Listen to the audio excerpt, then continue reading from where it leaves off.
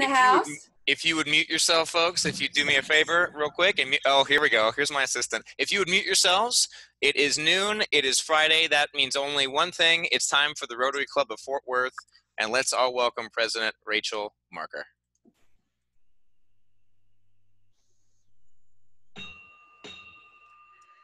Hello and welcome to the Rotary Club of Fort Worth. We're so glad to have you here today. Will you please join us for the invocation by Bill Fairley, Financial Advisor with Fairley Wealth Management, followed by the National Anthem by Vice President Wesley Gentle, Director of Development with the Arts Council of Fort Worth. Thank you, Rachel. Let's all pray. Father, we ask you for strength, courage, and compassion during these stressful times. We thank you for the continuing blessings that we witness on a daily basis. Father, we lift up all the frontline workers who continue to put themselves at risk day in and day out. And we ask you, Father, to give wisdom to those in power as they contemplate the best course forward for our country, state, and city. We ask all of this in your name. Amen. Amen. Amen.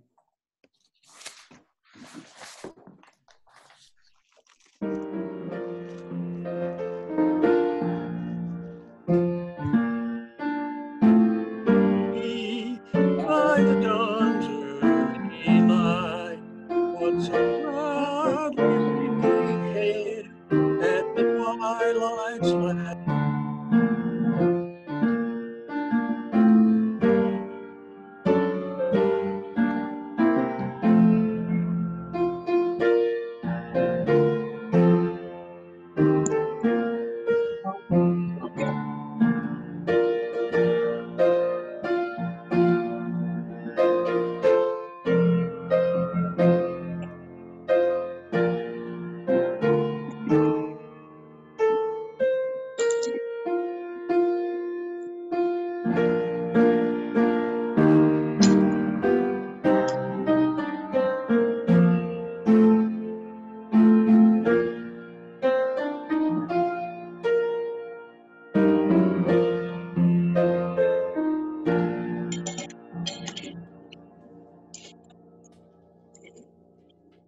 Thank you, Bill and Wesley. Today, Becky Fetty, Marketing and Membership Director with Downtown Fort Worth, Inc., will be introducing our virtual visitors and guests today. You want to turn that up so I can hear the visitors? Good afternoon, everyone. Welcome to everyone who's joining us as a guest or a visiting Rotarian. We are so happy that you've decided to join us this afternoon, and we'd love to know that you're here with us. If you would, please take a moment to enter your name, company name, and the Rotarian who invited you to join us today in the chat box so we can all welcome you and say hello. As a reminder to all Rotarians, we do encourage you to invite your colleagues and friends each week as we join in this virtual platform during these challenging times. Just share the Zoom evite with everyone and welcome them in. So thank you for joining us, guests. Have a good day. Thank you, Becky. And a special thank you to Kathy Sheffield with Thanksgiving and Ann Sheets with Campfire Texas, First Texas, for welcoming all of our guests today before our program started. Today, we are delighted to have our meeting sponsored by Electroacoustics, courtesy of Chris and Luke Jordan. Electroacoustics was founded in 36 years ago out of the garage of Sue and Chris Jordan to serve the audio and video needs of the Fort Worth community. Their sons, Luke and Sam, have joined them as co-stewards and played a significant role in the company, being recognized as the best managed family business in Texas by Baylor University and Fort Worth Chamber's 2020 Grand Fort Small Business of the Year. Their company culture is based on stewardship, the careful and responsible management of something that is entrusted to their care. Electroacoustics has completed some of the most iconic projects in Texas, including the Texas Dickies Arena, Bass Performance Hall, Kimball Art Museum, TCU's Amon Carter, Texas Rangers Ballpark, and Christ Chapel Bible Church. And now, I would like to introduce Dr. Harriet Harold, Executive Director of Leadership Fort Worth, who will be giving today's newscast. Thank you and welcome to today's edition of the Harriet Herald. Is there any news that isn't related to COVID-19? In my extensive research for this newscast, that's about all I found, so that's what this is going to be about. I'll start with a coronavirus joke, but you'll have to wait 2 weeks to see if you get it. Here are some things that I have learned. China got this virus right off the bat. The touch up my appearance button on Zoom is an essential tool. And it's not just a health crisis, it's also an economic crisis. And I never thought I'd say this, but I feel really sorry for men now because they're hit so hard. They lose a full $1 for every 79 cents that a woman loses. Thinking of the economy, one of the things that has occupied a great deal of time from a number of us is the CARES Act and the opportunity to receive funding to support small businesses and nonprofits. I spent a great deal of time on this myself, and it inspired me to song. Because our economic scan is looking very bad, the government just made a plan. They gave it all they had. They worked real hard across the aisle. They found a lot of dough. And even though some were hostile, this is how it goes. Oh, the coronavirus aid relief and economic security. This is what our government calls CARES and gives priority. A lifeline for our businesses. Too bad it's full of obscurity. Coronavirus aid relief and economic security. So here are some things that I've been surprised by. Gas prices. Are the rest of you getting 3 weeks to the gallon? At the end of this, we may not have jobs, but we will all know how to make focaccia bread. And hair. It's really getting shaggy out there, y'all. Now, I know that hair maintenance is not one of the top things to put on your things to worry about during a pandemic list, probably lower than mortality and the meaning of life, but really, it's probably has more immediate importance.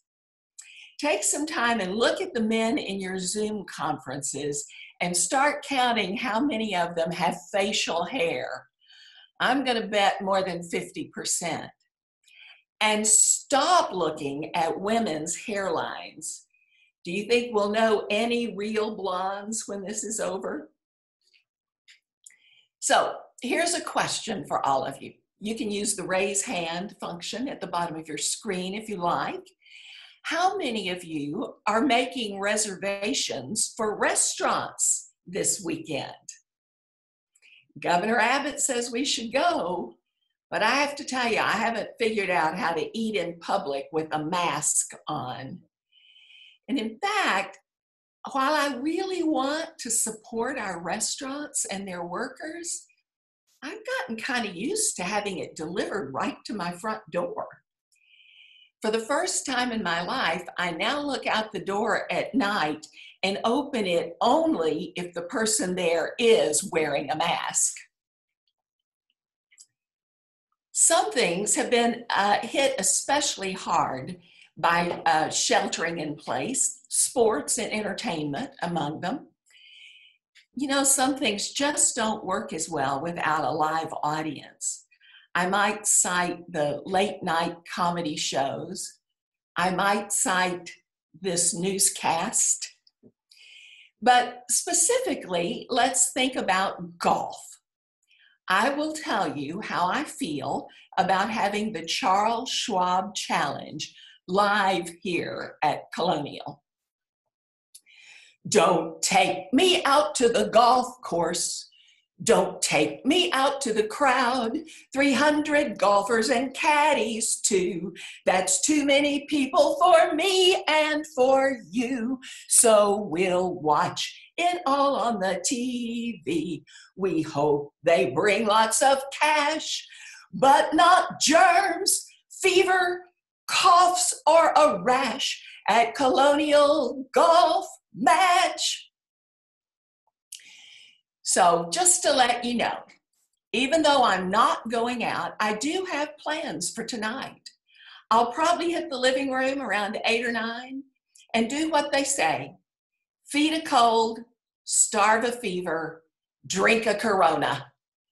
And that's the news from the Harriet Herald. Thank you so much, Harriet. That was absolutely amazing. Love those tunes. Keep them coming for sure. Now we are on week 36 of 50 things every Rotarian should know. The topic is Interact. A major goal of Interact is to provide opportunities for young people to create greater understanding and goodwill with youth throughout the world. A quick overview of Interact is on our slide for your reading pleasure. And as always, please be sure and consult this week's Rotograph for additional information. Next up, we have Secretary Christy Eckler, Vice President, Advancement with the Botanical Research Institute of Texas, AKA the Brit, with some first and second readings.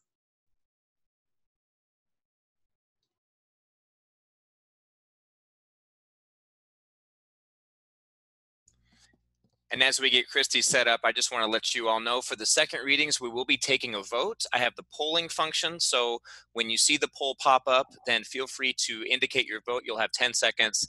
That will happen when the second readings begin. Christy, it's over to you. It would help if I unmute myself. Okay, we have two first readings today. Exciting. Jeffrey King, proposed by David Campbell, classification construction. Company, PRIM Construction. Mark, known as Matt Kimball, proposed by Courtney Lewis, classification commercial real estate. Company is EPB Inc. All right, thank you. If no written objection is received in the Rotary office by next Thursday, May 7th at 5 p.m., these proposals will be given a second reading and voted on by the club on May 8th. We have 4 second readings today. The following proposed new members were submitted in the March 6, 2020 program, and no written objections have been received. If no objections are made after reading their names, then the proposed club members will be accepted into our club. President-elect Carlo, will you explain the voting process again? Sure. So again, you should see a poll pop up. You can vote yes or no. We'll give you 10 seconds, and that will happen as soon as President Rachel calls for the vote. Okay, Julie Butner, proposed by Charles Boswell, classification not-for-profit. Company is Tarrant Area Food Bank. I move their election subject to attending Rotary information. President Rachel? I have a motion. Is there a second? I second. All active members of the Fort Worth Rotary, please place your vote via the poll so we have a written documentation. So for anyone on an iPhone, tablet, somewhere where you can actually see the screen, you should see a poll pop up. We'll give you about 5 more seconds to vote. We'll close it in 4, 3, 2, 1. And I should also mention, if you are just a guest, please refrain from voting. We will be able to see who voted at the very end. So if we need to filter out some of the guests or non-members, we can. But here are the results. Excellent. So the yeses have it, and they are hereby elected. Julie is hereby elected. Back to you, Secretary Christy. Okay, Philip Garrett, proposed by Chris Jordan, classification education. Company is Texas Center for Arts and Academics. I move their election subject to attending Rotary information. President Rachel? I have a motion. Is there a second? I second. All active members of the Fort Worth Rotary, please place your vote via the poll. 5-second warning. 3, 2, 1. The yeses have it. And Philip, you are hereby elected. Back to you, Secretary Christie. Okay, Blair Hancock, proposed by President-elect Carlo Capua, a classification automotive company, NSK. I move their election subject to attending Rotary information. I have a motion. Is there a second? Second. All active members of the Fort Worth Rotary Club, please place your vote via the poll. 5 seconds. 3, 2, 1. The yeses have it. And Blair, you are hereby elected. Back to you, Secretary Christie. Okay, we have Chelsea Plunkett, proposed by past President Andy Taft, classification business development company, Dale Carnegie. I move their election subject to attending Rotary information. My apologies if I messed up the last name. I have a motion. Is there a second? Second. All active members of the Fort Worth Rotary Club, please place your vote via the poll. 5 seconds. 3, 2, 1.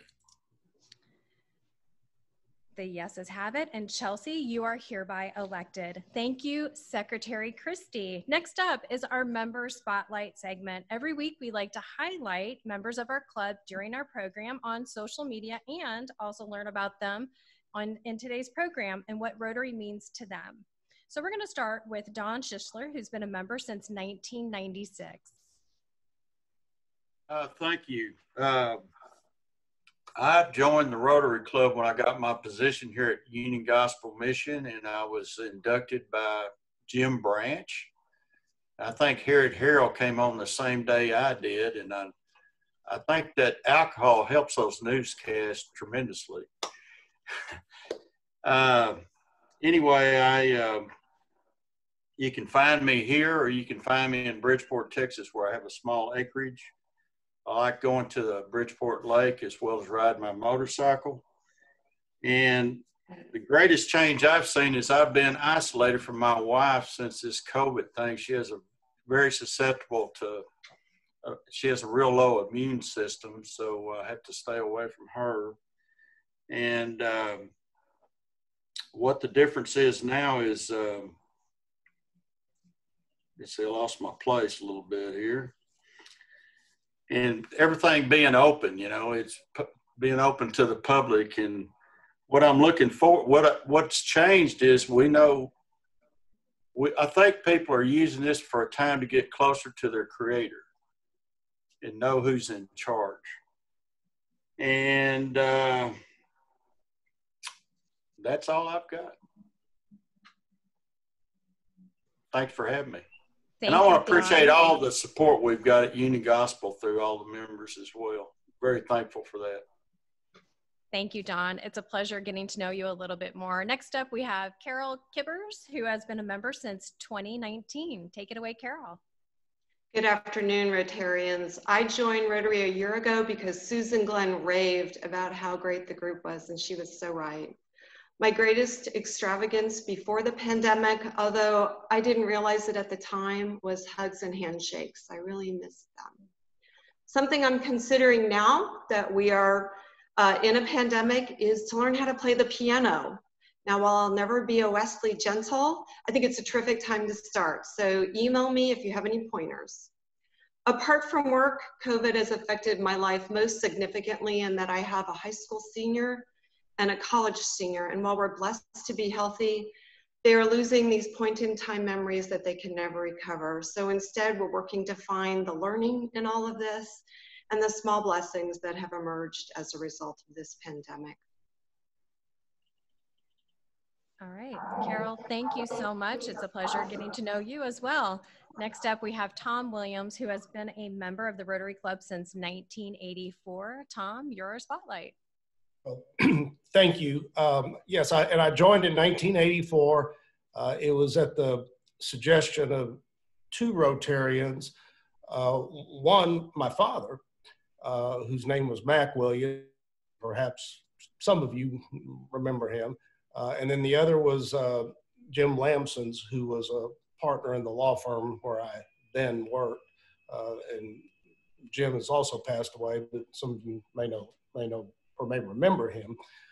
But they told me that, this was something a young lawyer, as I was then and still am, should do, and get acquainted with more people. And so I did, and I have been here ever since and have enjoyed it greatly. As far as changes in my life the last few weeks, on the personal level, certainly not to the significance of many of you, because I have no school-age children. My kids are past that, so I'm not trying to be a school teacher and a lawyer at the same time. As for the work environment, like most lawyers, a lot of what I do is talking on the phone or looking at something on a computer screen, and that can be done remotely.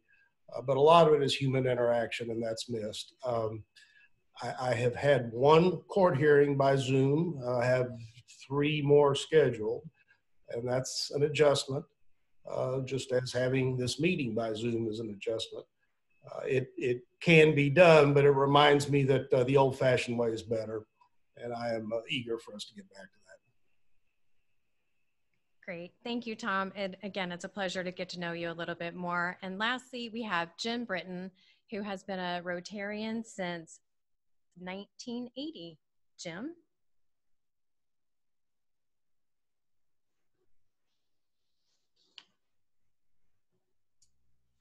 Jim, we may have you on mute here. We're gonna try one more time. I'm on. Can you hear me now? We can hear you now, sir. Jim.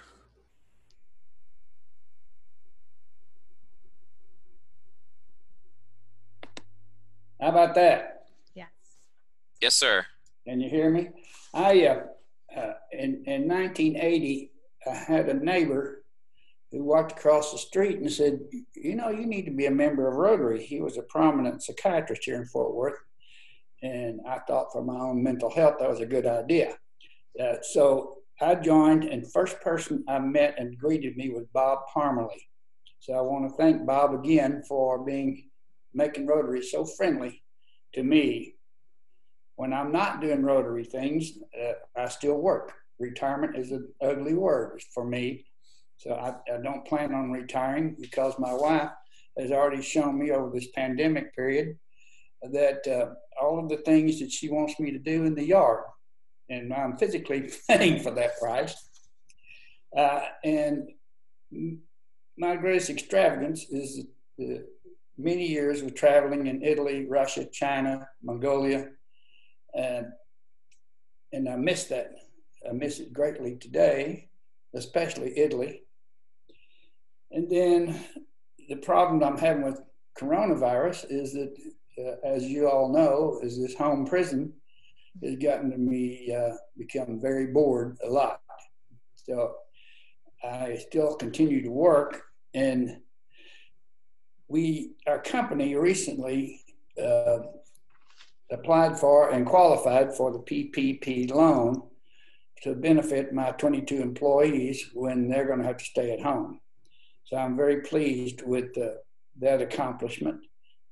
And I wanted to let everybody know that I've been a terrific fan of Rotary for many years and miss a lot of folks that I've known through the years at Rotary. Thank you. Thank you so much, Jim. And a special thank you to Dawn, Carol, Tom, and Jim for sharing a little bit more about themselves and why and when they joined Rotary. Thank you. Now it is my pleasure to turn the floor over to Matt Robinson, Director for Developmental Pediatrics and Psychology with Cook Children's Child Studies Center, to introduce today's speaker. Thank you, President Rachel. Dr. Lila Valencia is Senior State Demographer at the Texas Demographic Center. She oversees product development for the TDC and serves as the lead liaison for Texas to the U.S. Census Bureau's State Data Center Network. She has over 15 years of experience in quantitative and qualitative research in both the public and private sectors. Her current work involves understanding and communicating demographic trends and processes in Texas.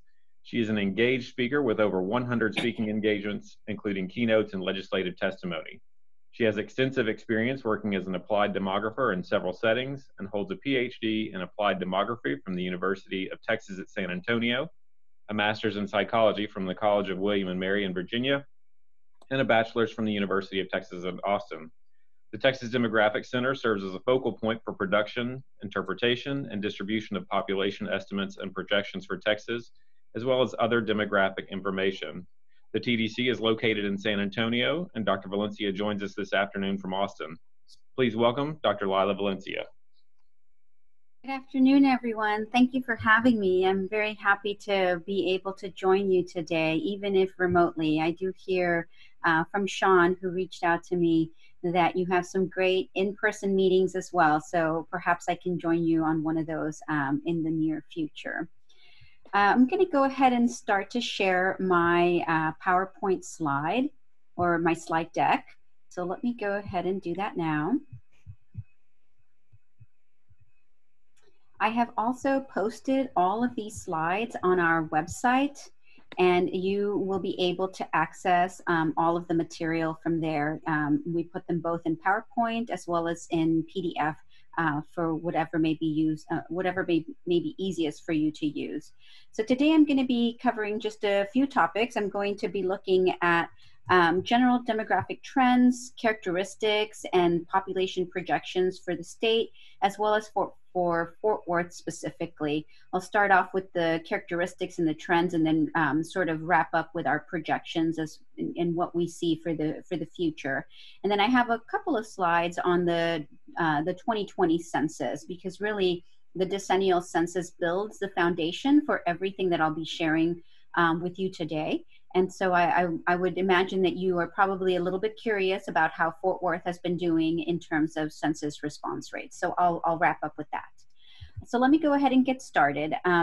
One of the main demographic trends, and I'm sure that you've probably noticed this and you feel this especially in the area of the Dallas-Fort Worth metro region, is that Texas is experiencing significant growth.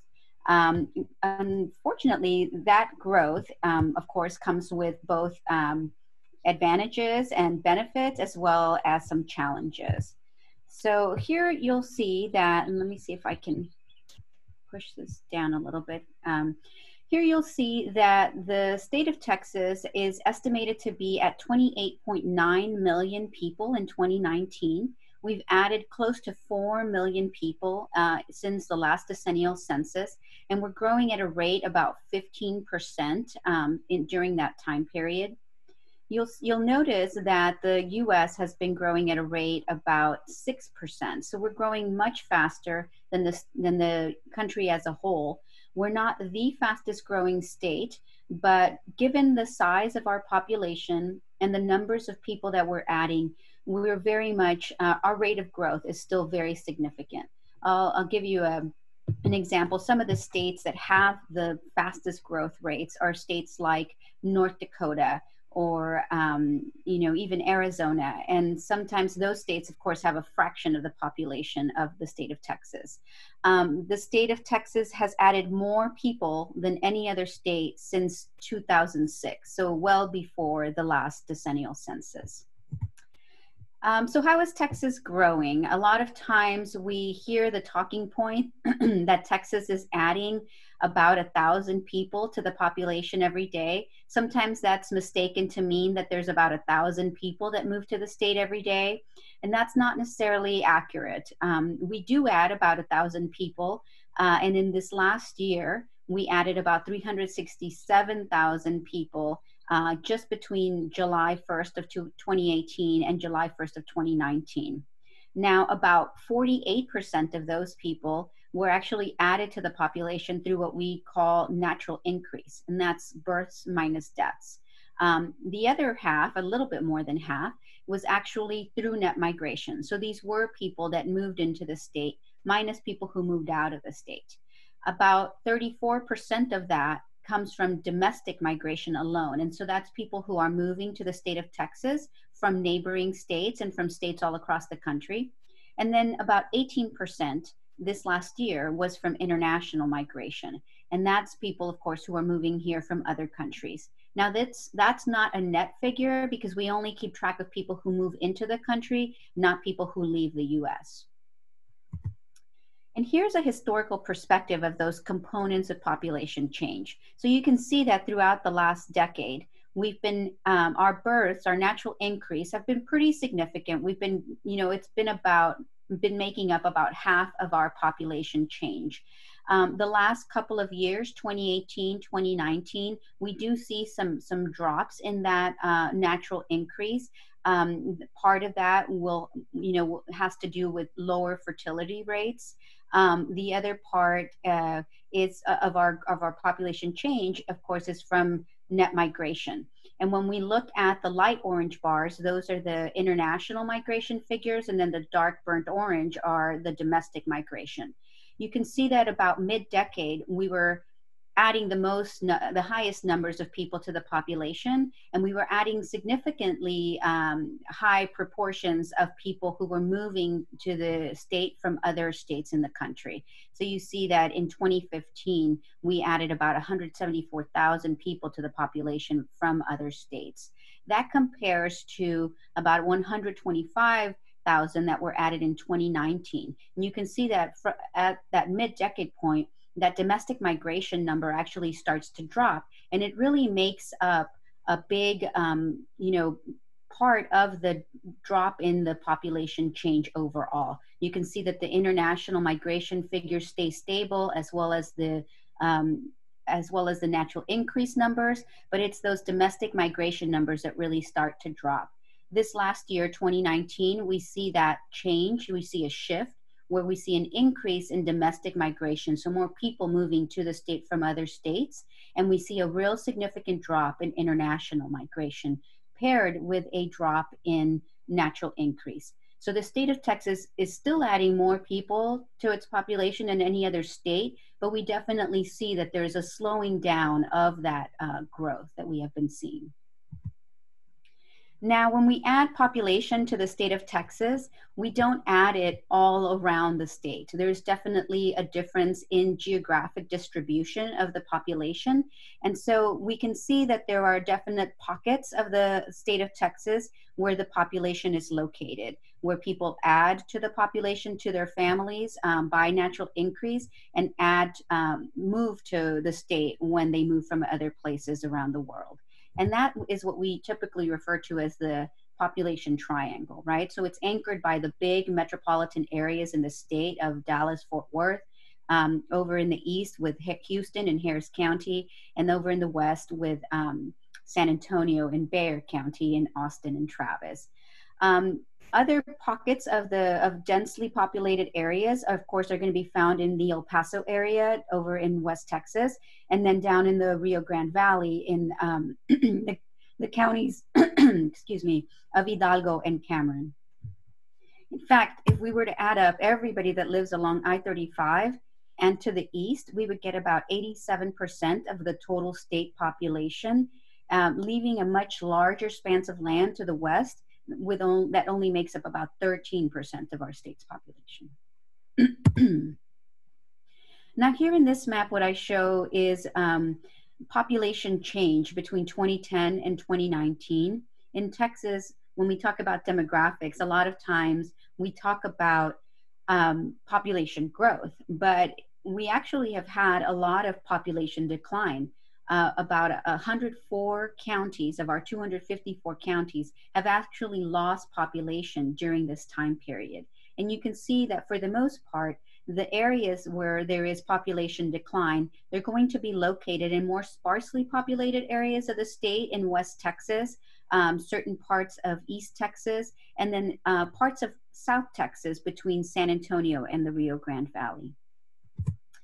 And then this map shows the rate of growth for the Texas counties.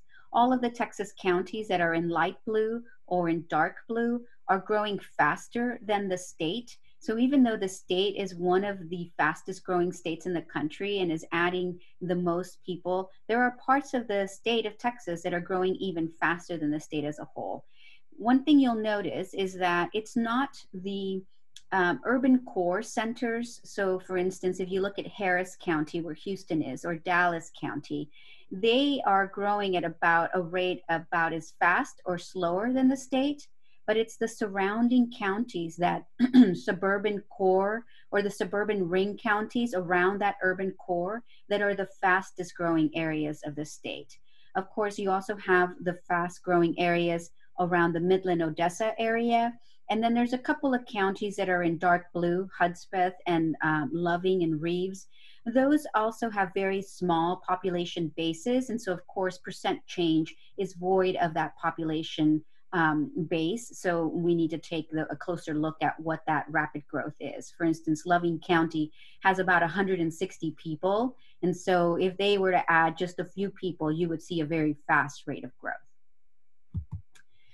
Now here is a series of tables in the next few slides where these are kind of our bragging charts, our bragging tables, because we get to see that the state of Texas really has some of the largest cities in the world and in the country. So for instance, we see that Fort Worth is the 13th largest city in the US, currently in 2018 with a population of about 895,000 people. It's not among, the fastest growing large cities in 2017 to 2018, but you can also see that the Dallas-Fort Worth area has a lot of those fast growing Texas cities. So you see Frisco and McKinney and Rowlett really among the fastest growing in the country.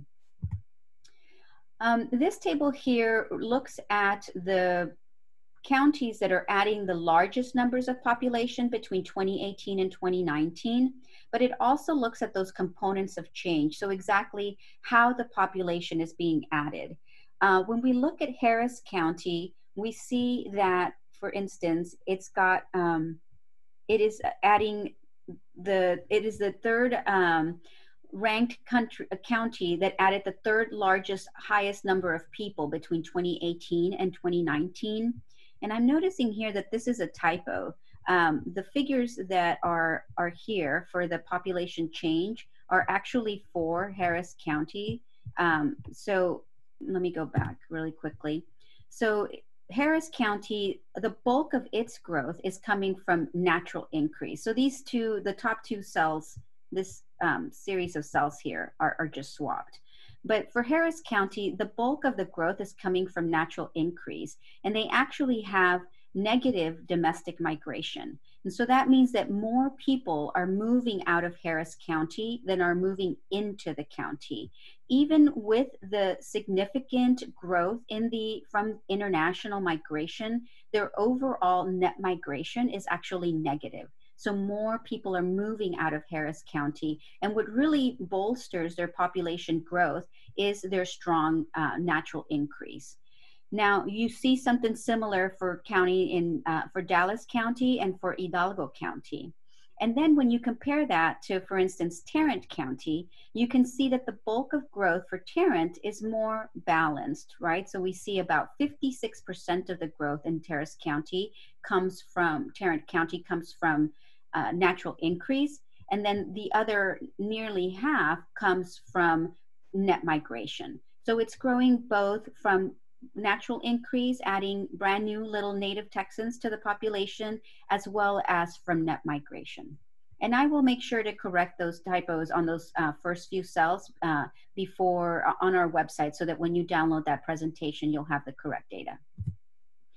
And then this looks at the counties in the state that are the fastest growing counties. What you'll notice is that all of the areas in the state that are growing the fastest are going to be growing because of domestic migration. So you see that the bulk of their growth, with the exception of Gaines County, comes from domestic migration, because this allows for very fast growth, right? In 1 year, if you have very rapid growth, it's likely from people moving into the area. And when we're talking about domestic migration at the county level, then it's not just people moving from other states to Texas, but also from neighboring counties. And so, for instance, Kaufman County was the second fastest growing county in the country. Comal County, which is between Austin and San Antonio, was number 4. But you can see a lot of counties that are in the Dallas-Fort Worth region, right? So Kaufman and Rockwall and you see Kendall and Parker. And so there's a lot of counties that, well, Kendall County is down here in the Hill Country, but Rockwall and Ellis and Denton, all of those are in the Dallas-Fort Worth area. But the bulk of their growth is coming from people moving into those places from neighboring counties. And in the Dallas-Fort Worth area, most of the people that are moving to those areas are coming from Dallas County. So what does this mean in terms of demographic makeup and characteristics of the population? Well, as the state continues to grow, what we're finding is that it's becoming older, but it's also increasingly diverse. And so here is the racial ethnic composition of the state in 2010, as you can see in the top pie chart here, and then in 2018. In 2010, about 45% of the Texas population identified as non-Hispanic white, about 38% identified as Hispanic.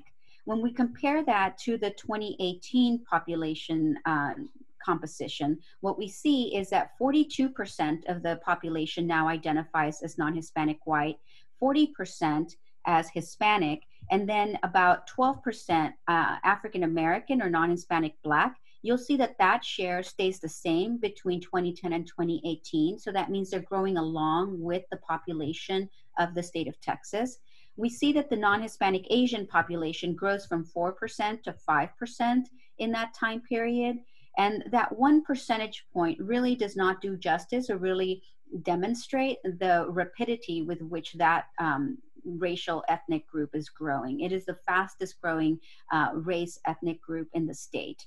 And then we see that the non-Hispanic other population share stays the same. So they're growing along with the state as well.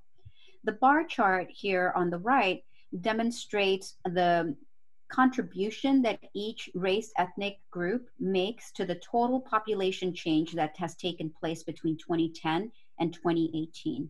And when I mentioned to you that the state of Texas had added nearly 4 million people, the Hispanic population alone have added about 2 million people of that 4 million. So they're adding about 53.6% of that total population change.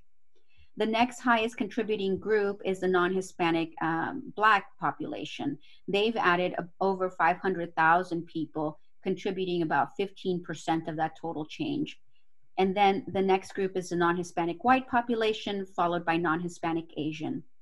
Now, one thing you'll notice is that the non-Hispanic Asian is the fourth smallest or fourth largest group in the state of Texas, but they're adding similar numbers to the largest race ethnic group in the state. And so that really gives you an indication as to how rapidly the non-Hispanic Asian population is growing in the state. This chart here looks at the race ethnic makeup, but it looks at the change between 2010 and 2018 by age category. And you can, some of these bars are a little bit difficult to see, right? But what I want you to take away from this chart is that each race ethnicity group contributed or added population grew between 2010 and 2018. However, for each of all of the age groups, each race ethnicity group added more population.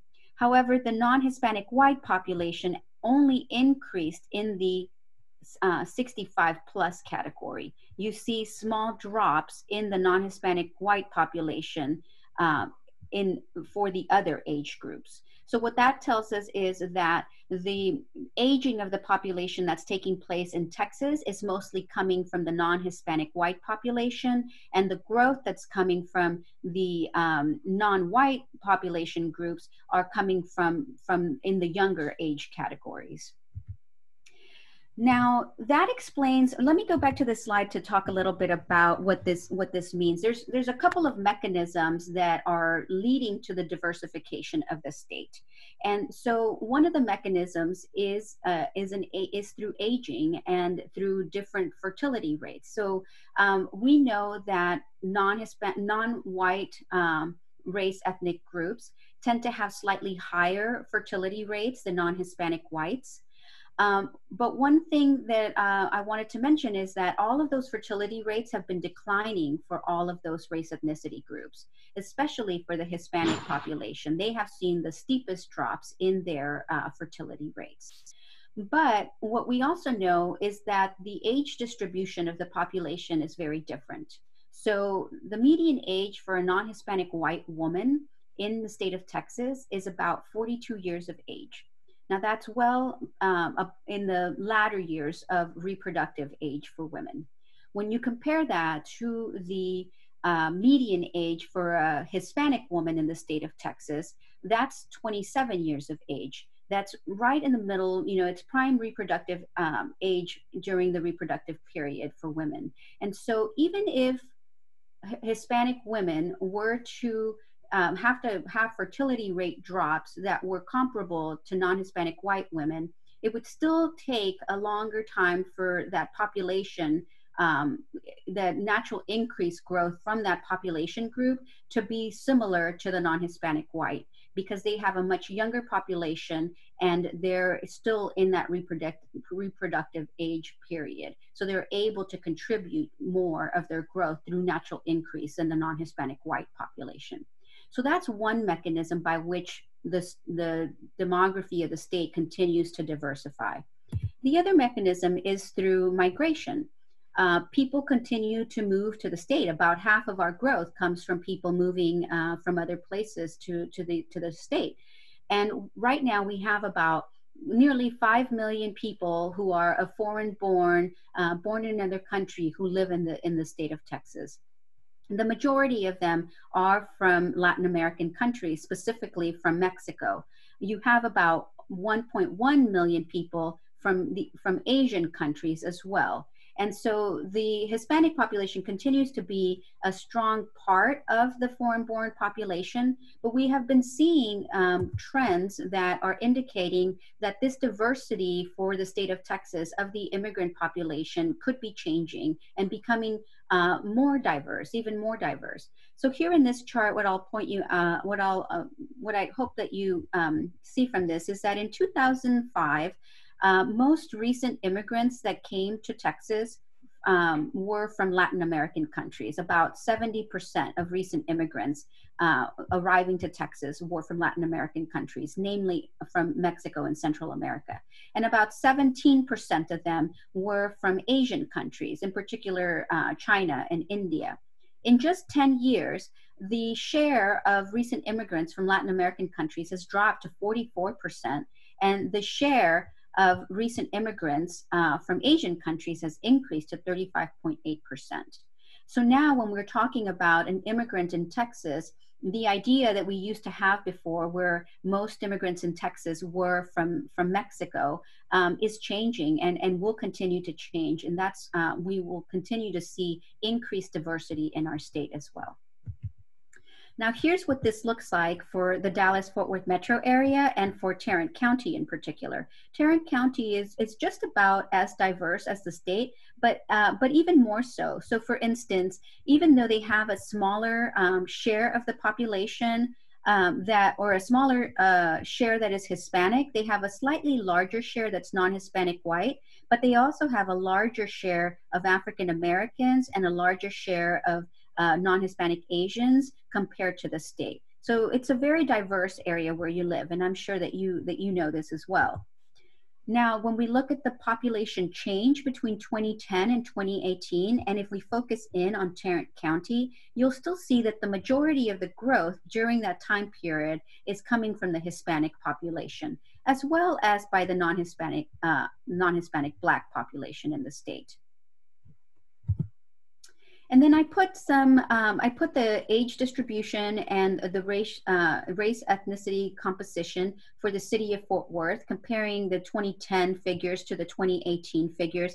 And the biggest differences that we're seeing is that the shares of younger population in Fort Worth are declining. So that means that the population in Fort Worth is aging, and you can see that more readily just by looking at the median age. We've seen an increase of 2 years in median age in the city of Fort Worth between 2010 and 2018. And we continue to see increased diversity in the city of Fort Worth. So you see that there is a smaller share of non-Hispanic whites, an even share of non-Hispanic Black, increased share of Asians, and an increased share of Hispanics in the city of Fort Worth. Now, in the last couple of slides, I'm going to share the population projections for the state. The Texas Demographic Center produces population projections to inform policymaking and legislative policymaking and decision-making by legislators as well as state agencies. There's a number of state agencies that use our population projections. And what we look at is mortality rates, fertility rates, and migration. And we used to look at a variety of different migration scenarios. In this particular, in our latest set of projections, what we are looking at is the 2010 to 2015 migration trends. So we look to see what the pattern of migration was during that time period, and then we assume that that will continue into the future. Now, you'll recall that that was a very fast growth and high migration growth during that time period for the state of Texas. So newer data that will be informed by the 2020 decennial census may shift these projections. But as of right now, what we are projecting is that the state of Texas will grow to about 34.9 million by 2030. When we look at the race ethnicity projections, we see that the bulk of the growth is projected to come from the Hispanic population, which is projected to grow from about 9.5 million to about 14.5 million by 2030. The non-Hispanic white population is projected to continue to grow as well, but just at a much slower pace. We see that the African American population is projected to increase from about 2.9 million to 4.3. The Asian population is projected to grow from under a million, about 900,000, to over 2.4 million by 2030. And then the non-Hispanic other population is projected to grow to right under a million by 2030. We don't do projections at the city level, so I'm providing here projections for you at the county level. And for Tarrant County, what we are projecting is that the population will increase to about 2.5 million by 2030. And here we look at the race ethnic makeup or breakdown of the population projections for Tarrant County alone. And again, the bulk of the growth is projected to come from the non-Hispanic or from the Hispanic population. The non-Hispanic white population is projected to start to plateau at about 2030. You also see strong growth from the non-Hispanic Asian population, the non-Hispanic Black population, as well as non-Hispanic other, which is made up mostly of 2 or more races. And then, as I mentioned, the last couple of slides that I have are about the decennial census. Right now, we're right in the middle. April 1st has come and gone. We're a month out from that reference date, but the count continues. And let me show you just how Tarrant County and the city of Fort Worth are doing. They are at about 57.2% response rate. About half of that has been coming from internet response. When we look at the city of Fort Worth, their response rate is 53%. We're doing better than the state response of 49.6, but you can see that it's lower than the response rate for the county as a whole. These are self-response rate tools offered by the Census Bureau that can help you to monitor how the count is going in your area. And then this is, of course, how you can respond to the 2020 census if you haven't yet. I encourage you to get on your social media today and encourage everyone you know to respond to really get that response rate up for Fort Worth. Fort Worth is ranked the 3rd large among large Texas cities, is in 3rd in terms of self-response. So there's room for improvement there. And now those are that concludes my prepared comments, and this is how you can get in touch with me. Like I said, I'll go ahead and update those couple of cells in that one slide, and so that you are able to access the correct information. And thank you. I'm going to go ahead and stop sharing my slides now and see if anybody has any questions. Thank you, Dr. Valencia. First, I got to say, interspersed in all these questions are many, many people singing your praises. So thank you so much for sharing all this information with us. It's really fascinating and very insightful. The first question, and actually we had it come up a few times, when we're talking about international migration, is so-called illegal immigration included in that? And if it's not, is that information tracked? And how does that present? Mm-hmm. So as I mentioned at the beginning, the decennial counts really form the foundation for a lot of the statistics that I just presented. And the decennial census counts everyone, whether they're citizens, non-citizens, children, adults, they count every single person. That's the goal, right? And so in those efforts is where undocumented people will be found. Now, we are also cognizant that the undercount of that community is probably much higher than it is for other communities. And so there are efforts that the Census Bureau takes to adjust those undercounts. And so those adjustments are part of those estimates that I've provided today. So yes, they include the undocumented as well. Thank you. Another question that's come up in a few forms refers to basically those who identify as multiple races and ethnicities, and whether that will continue to grow at such a rate that new categories will emerge, or if there's a way that this will be represented differently in the future. Sure. So I don't know that new categories would emerge because of multiple sort of races, people identifying with multiple races. The Office of Management and Budget has a set number of races. And so as the state of Texas diversifies and continues to diversify, we could start to project out for specific race categories. So for instance, our population projections before collapsed the non-Hispanic Asian population into the non-Hispanic other. We have found that there are parts of the state of Texas where the non-Hispanic Asian, like in the Dallas-Fort Worth area and in the Houston area, make up a significant proportion of that population, and people want to understand their growth. And so we've taken out the non-Hispanic Asian, given its own projection category, and then now have the non-Hispanic other as a separate fifth category. Now, we could continue to do that for other race groups as they develop through, but they would be borrowed from the Office of Management and Budget. And so, for instance, if a large Middle Eastern, North African population were to, begin to grow in the state of Texas, then that could be something that we could explore being able to project and estimate as well.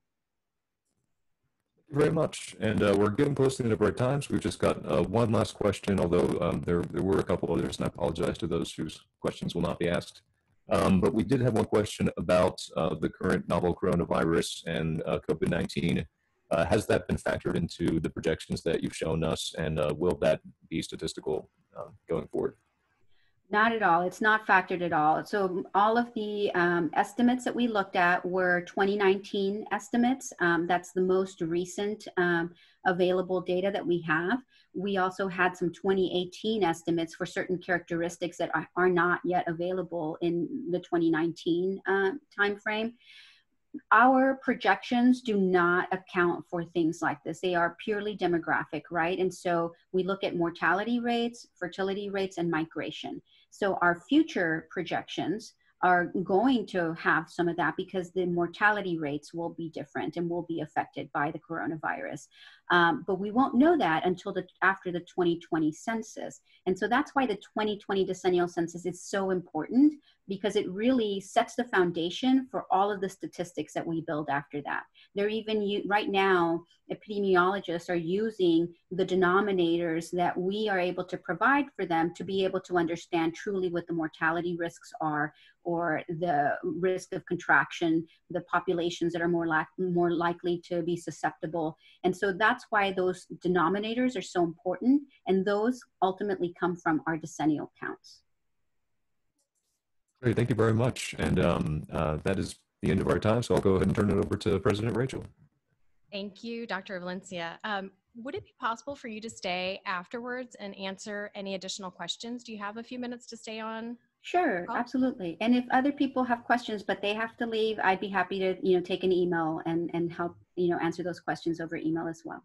Okay, thank you. And Dr. Valencia, thank you so much for your program here today. And it is a tradition of the Rotary Club of Fort Worth to present a book to the Fort Worth Public Library in honor of your program here today. And this is a representation of the book plate that will be placed into that book. So thank you so much for being with us here today. And we will mail this out to you down in Austin. So thank you so much for being here. And we look forward to having you stay afterwards to answer some additional questions. Thank you. I'd also like to, so thank you so much. I'd also like to recognize today's sponsor, and that was Electrical Acoustics, your local video conferencing experts, and they are bringing their expertise into audio video lighting to serve the needs of the video conferencing streaming community. So be sure and contact them to make your video conferencing experience excellent. And they actually helped us today get some things set up here in my office. So thank you, Chris and Luke, for all of your assistance. And now, also, if you would like to be sponsor for one of our virtual meetings, be sure and contact the Rotary office or Tran to be able to have your company featured in one of our virtual programs. Also, our announcements for this week were very similar to last week. We have Toastmasters, the Volunteer Surge, and the COVID-19 telethon that's coming on. So be sure and check out this week's Rotograph, as well as if you have any additional questions, please be sure and contact the Rotary office and Aurora, and she can assist you with any additional details. We have no committee meetings for today. We are excited to announce that next week's virtual program will be Tara Ross, author and national expert on the Electoral College. She will be speaking on a hot topic, and that's the Electoral College and why it matters. Also next week, we're going to be highlighting our grant recipients from the grant awards that we distributed.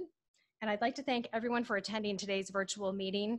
If you haven't had a chance to connect with one of your Rotarians, please reach out. It's important to stay connected during this really uncertain time, and we're getting back to a new norm and what that new norm looks like.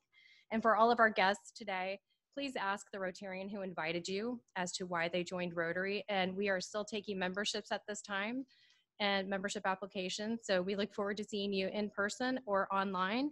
And so with no further ado, cheers, ciao, and hasta luego. Thank you so much, everyone, for coming. We'll close the formal part of the meeting now, but if you'd like to stay on, I believe Dr. Valencia will give us some of her generous time here. As we are closing out, I'm going to launch one more poll. This is just to take stock on, as we're doing these virtual meetings, virtual versus in person. So feel free, I'll leave it open for about 10 more seconds, or about 20 more seconds so you can read the options. Take a look and let us know. We love your feedback. We really appreciate you being with us virtually. We miss you being in person, but we're so glad to be able to see your faces and hear your voices. So I'll leave it open for about 10 more seconds. This feedback really helps us just take stock on virtual versus in person. We've got a couple different options, and I'll close in 3, 2, 1. All right, thanks so much. And Wesley, I will turn it back to you to continue Q&A with Dr. Valencia. Thank you, President-elect Carlo. We've just got 2 questions that are remaining. If anyone does have something that they were holding back on because they knew there was a limited time, feel free to put that question in the chat box now. But one question, again referring to the census, is when we can expect to see the data from the current census start to be interpreted and used in the way that we've seen in this presentation. Sure. So the apportionment counts are constitutionally mandated to be sent to the President of the United States by December 31st of 2020.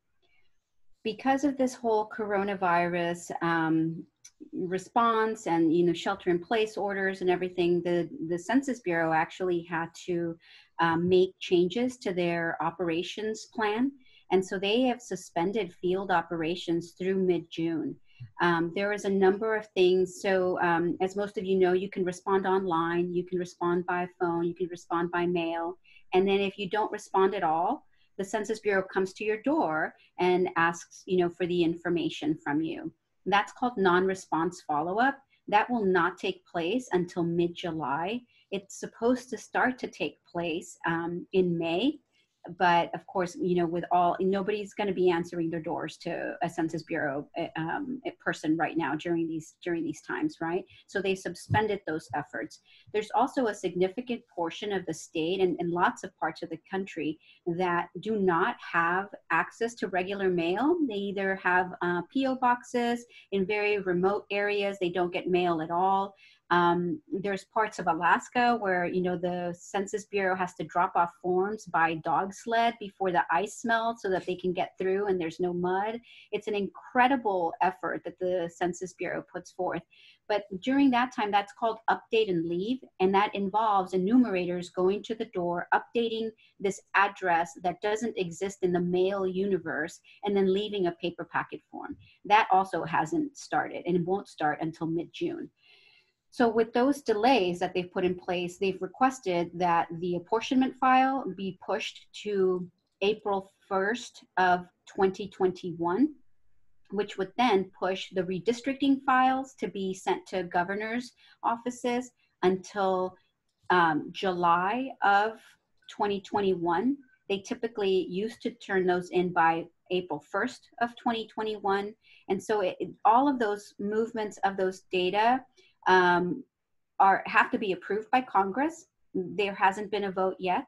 So as of right now, the data are anticipated to be made available to the president on December of this year, and then in April of next year. And then the actual demographic detail information that I've shared today, those sorts of data are not available until about the fall of 2021. But if these movements are approved and these deadlines are moved, then we probably won't have those data until mid-year of 2022 or so. And related to that, you kind of hinted at this. Do you think that we're seeing a lower response rate right now than we expected because of the current situation? Absolutely.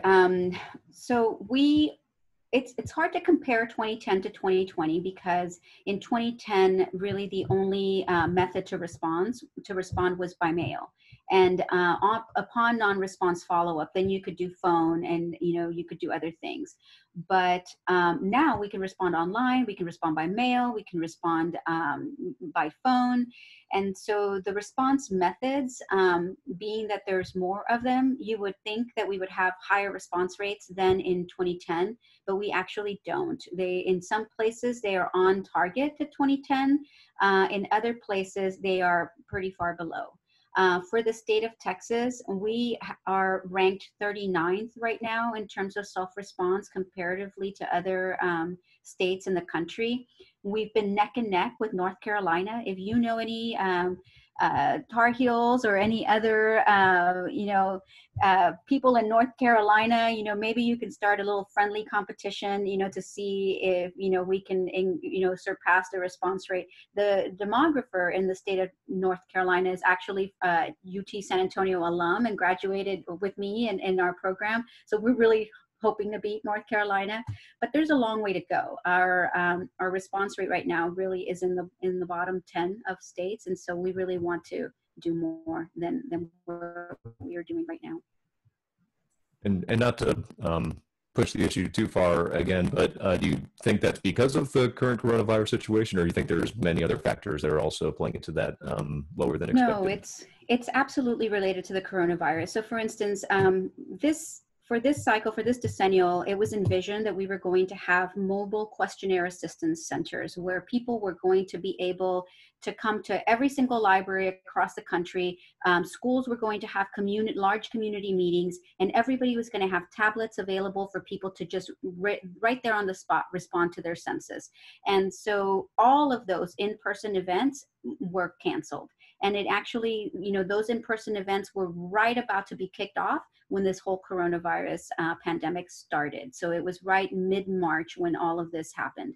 And so it has absolutely changed the field plans for the Census Bureau, the field plans for all of the partners working around the country to get the decennial count out. And so it's definitely related to the coronavirus. Now, there have been some analyses where they have been looking to see if where there are higher rates of coronavirus, if there is even lower response rate. That association hasn't been found, but what we're finding is that there's a big economic relationship. So people who are affected because of their employment, because they no longer are going to work, or because they have to go to work but don't have childcare, you know, different things. There's a very strong negative correlation between response rate and poverty, between response rate and internet connectivity, and, you know, other sort of economic indicators that let us know that people who were going to be initially hard to count are now even harder to count because of the coronavirus pandemic. Wow. Well, thank you. So we have a question kind of totally off that train of thought now. Talking about the population drop-off that is being represented and projected for the 18 through 24-year-old demographic. What do you think that means for us as a state in the future? Sure. Can you repeat that again? Sure. Am I getting a little, do I sound staticky on my end? A little bit, but I just didn't get your question. Yeah. So the question as it's written is, there looks to be a significant population drop-off for the 18 through 24 demographic. Mm-hmm. What does that mean for us as a state in the future? Sure. So that's definitely something that we've noticed, is that the 18 to 24 age group, and it's interesting because in the state of Texas, typically we had very strong flagship universities, right? And so when Texans who are of that age, of that college age, were deciding where to go to college, a lot of them stayed here in Texas. And now I think with, you know, our Texas schools being just as expensive, you know, as other schools, then, you know, students who are entering college really feasibly have more options. It's either going to be just as expensive or just a little bit more so, and so people are looking farther away for school. The other thing is that people who are 18 to 24 but not going to college but starting their first job and building a young family, they're not staying in Texas as well. They're moving to other places and, you know, starting families elsewhere. A lot of that has to do with, you know, strong economies in other places as well. But it is definitely something that we see as a challenge for the state, because we want to be able to keep the people that we have been educating for those first 18 years here in the state. And so it's definitely something that I think universities and colleges are working on with their programs for free tuition based on different incomes and things like that. And so we'll see, you know, what that continues to look like in the next few years. But definitely it is something that could be challenging. But we are not, you know, losing, you know, people in any other age group. You know, there's a lot of sort of mid-age workforce people moving to the state. And so we do still have a very strong labor market, and we have a very strong economy. I think the biggest challenge is making sure that the access to that economic vitality is equitable for people who are coming to the state from other states, as well as people who are already here. That's great, thank you. The last question I'm seeing here takes us back into the coronavirus world a little bit. And the question is, as a demographer, do you think that the statistics being provided by Texas coronavirus analysts and gatherers are trustworthy, accurate, or another adjective you could possibly provide? Well, that's really hard to say, right? Because I think that all of those data are open to public information records, right? Or records requests. And so for all of they're going to be all vital statistics based, right? So all of these death certificates will be available, you know, to review for the public. How readily that is being prepared, I think, is not although it appears like it's not very transparent, I think it's also probably just a function of, you know, how state employees are working today. You know, they're not in their offices. Everybody's working remotely. They're doing, you know, the best that they can to gather those data and to report those data. I think that the public has a lot of power in, you know, making sure that the data that they want to see is released. So before data were being requested by race and ethnicity, those data were not being offered, right?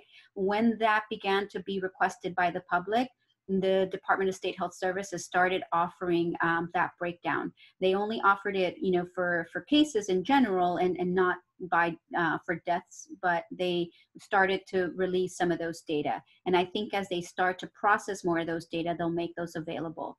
Now, I have seen also, you know, in the news, a real desire to see the nursing homes and nursing home facilities that are affected by coronavirus around the state. And I think that if the public really wants to get those data, that demand for those data will be made available. Now, I don't usually, as a data person, approach sort of the lack of open data as something you know, that is intentional. Like, I don't feel that there's any sort of nefarious sort of effort going on, but having transparency really engenders trust in the public in your data. And so I think that it is to the benefit of the state health services to be a little bit more transparent in their release of their data. Fantastic. Well, Dr. Valencia, that's all I see in our chat box as far as questions go. I'll give it just a few more seconds if someone had something they were burning to say. It looks like we're good. Well, thank you so much for giving some more of your time to answer some of these questions. Absolutely. Thank you for having me. Thank you. Thanks everybody for sticking around, and I'll keep the meeting open for maybe 10 more minutes or so if you're interested in staying. Dr. Valencia, thank you again. We really appreciate it, and fascinating. I will share Dr. Valencia's PowerPoint. We'll share that with everyone here. We've got a copy of it. Actually, we'll wait until she updates it. I'll send you, yeah. Mm-hmm. Perfect. If you'd like to email it to me or someone that you've been in touch with, we'll send it out to our membership. And that was fascinating, especially with some of the voting coming up. We just appreciate your time today. Absolutely. Thanks for having me. Okay. Thank you. Bye-bye. You guys, yeah, we'll leave it open for 10 minutes or so. And then in a couple minutes, we may just do a little debrief on the meeting. So you guys feel free to stick around or take off, but no pressure. Looks like Dr. Pearson's already made his way to the moon. You know, he's, yeah, the Apollo has landed, apparently.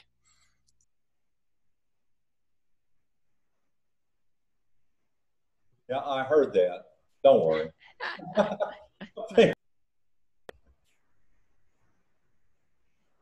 I'm just trying to see if you are. There's your favorite. Nice.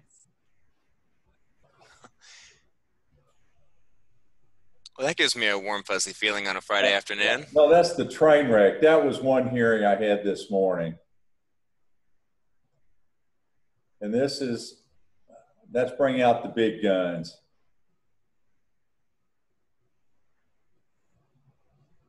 That's the creme brulee when you need the good stuff. Hey, thank you guys. I appreciate it. I thought it was a very nice program. And I look forward to getting that handout and looking.